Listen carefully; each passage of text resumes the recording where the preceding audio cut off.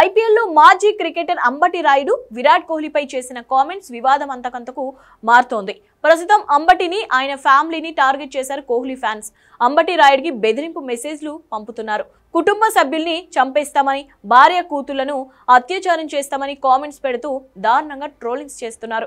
IPL మ్యాచ్ల సందర్భంగా royal Challengers Bengaluru జట్టుతో పాటు విరాట్ కోహ్లీపై గత కొన్ని రోజులుగా మాజీ క్రికెటర్ అంబటి రాయుడు విమర్శలు చేస్తున్నారు.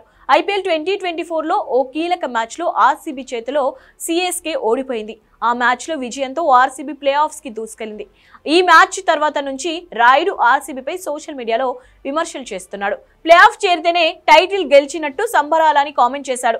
ఆ తర్వాత ఈ టోర్నీలో అత్యధిక పరుగులు చేసి ఆరెంజ్ క్యాప్ సొంతం చేసుకున్న విరాట్ కోహ్లీపైనే విమర్శలు చేశాడు.